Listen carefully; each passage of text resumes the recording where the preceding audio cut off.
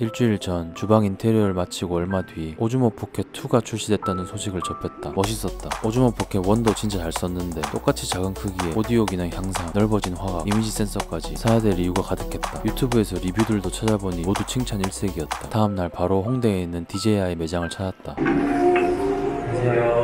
오즈모 포켓 2. 예? 오즈모 포켓 2. 가격은 45만 3천원에 보험 2년 6만 1,200원을 적용해서 총 51만 4,200원이었는데 대출을 받을 수가 없어서 전에 쓰던 모델을 중고로 팔고 거기에 모아놨던 돈을 더해서 구매했다. 솔직히 생긴 건 거의 차이가 없었는데 새거라 그냥 기분이 좋았다. 전에 쓰던 모델과 액정 크기가 같아서 예전에 사놓고 남은 보호 필름을 붙여줬다. 이것저것 설정을 마친 뒤에 바로 찍어보기로 했다. 이전에 가장 아쉬웠던 게 좁은 화각이었는데 색감도 훨씬 따뜻해지고 화각도 많이 넓어져서 좋았다.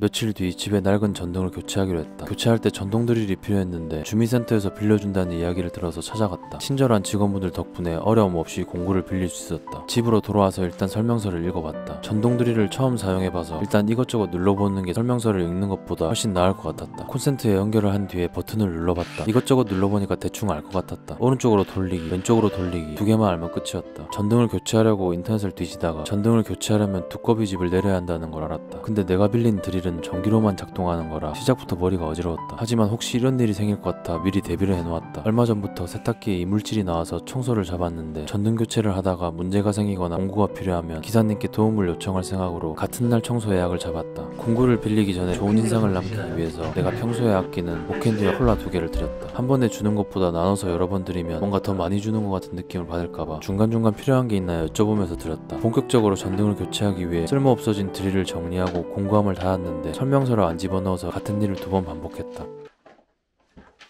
그리고 전등 교체를 시작했다. 일단 두꺼비 집을 내리고 전기를 차단시켰다. 원래 있던 전등을 제거했는데 혹시나 빼다가 힘을 많이 줘서 유리가 깨질까봐 겁이 났다. 근데 뺄 때마다 먼지랑 불빛에 죽은 날파리 같은 게 많이 떨어져서 다 깨지든 말든 그냥 빨리 빼고 밖에서 몸을 털고 싶었다. 거실은 다행히 원래 있던 뼈대가 맞아서 따로 전동 드릴을 이용하지 않아도 괜찮았다. 처음 해보는 작업이었기도 하고 의자에 올라가는 게 위험할 것 같아서 까치발을 들고 있는데 팬티가 살짝 보일 정도로 힘들었다. 중간에 더워서 겉옷을 벗었는데 팬티가 계속 보였다. 의자를 사용하니 더 이상 팬티가 보이지 않았고 어느새 팬티 교체가 전등 교체가 마무리되어가고 있었다.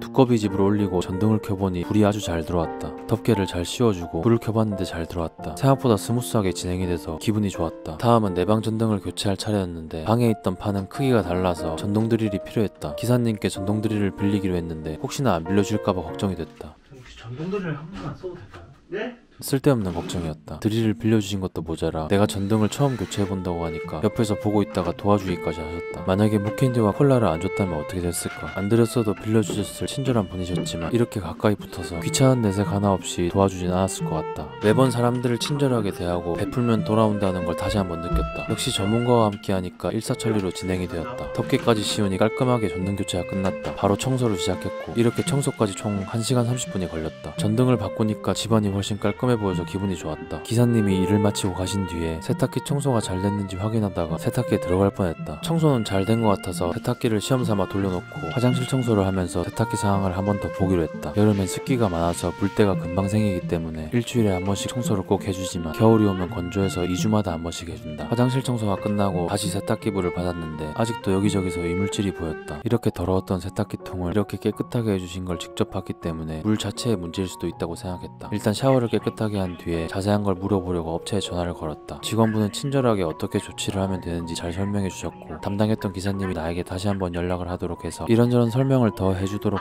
조치하겠다고 했다. 내가 괜히 일을 복잡하게 만든 건가, 그 기사님에게 피해가 가진 않을까 별 생각이 다 들었다. 살짝 부담스러울 정도로 친절하다고 생각했는데 덜 친절한 것보다 과하게 친절한 게 훨씬 낫다고 평소에 생각을 하고 있어서 직원분에게 진심으로 감사했다. 세탁기를 며칠 사용 못해서 빨랫감이 많이 쌓여 있었는데 업체에서 오늘은 세탁기에 빨래를 넣지 말고 비어있는 채로 기계를 몇 번 돌리라고 해서 이날은 그냥 코인 세탁기를 사용하기로 했다. 내 기억으론 태어나서 코인 세탁기를 처음 쓰는 거라 발걸음이 굉장히 설렜다. 가는 길에 어떤 할머니께서 버리는 옷이냐고 물어보시길래 빨래하러 간다니까 많이 아쉬워하셨다. 코인 빨래방에 무사히 도착을 했다. 처음이라 걱정이 됐지만 그냥 돈 넣고 버튼 몇 개 누르면 될 거라고 생각했다. 그런데 세탁기 문을 못 닫았다. 평소에 뭘 잘 부러뜨리는 스타일이기 때문에 이것도 부러뜨릴까봐 무리하지 않고 옆에 계신 중국분께 도움을 청하기로 했다. 굉장히 친절하게 도와주셨는데 한국에서 외국인에게 도움을 받은 감사한 경험이었다. 좋았다. 물어본 김에 궁금한 걸 다 물어보기로 하고 이것저것 다 물어봤는데 질문마다 아주 친절하게 대답해 주셨다. 빨래를 돌려놓고 할 것들이 많이 남아서 집으로 갔다. 가는 길에 세탁기 청소 기사님이 전화가 오셔서 여러 가지 사항을 추가로 설명해 주셨다. 집에 도착해 미리 내려놨던 택배와 공구함을 들고 먼저 동사무소로 출발했다. 빠르게 반납을 마친 뒤에 소포를 보내기 위해 우체국으로 향했다. 우체국은 평일 오후 6시까지 영업을 했는데 다행히도 여유있게 5시 30분에 도착할 수 있었다. 이날 보낼 소포는 어릴 때 부모님이 우리를 촬영한 비디오였는데 비디오를 영상 파일로 복구해주는 업체가 있다는 이야기를 듣고 바로 보내기로 마음을 먹었다. 무사히 소포를 보내고 집으로 돌아오는 길에 저녁으로 뭘 먹을지 고민했다. 원래 나는 많이 힘든 날이라 쓰고 교촌치킨 레드라 읽는다. 교촌치킨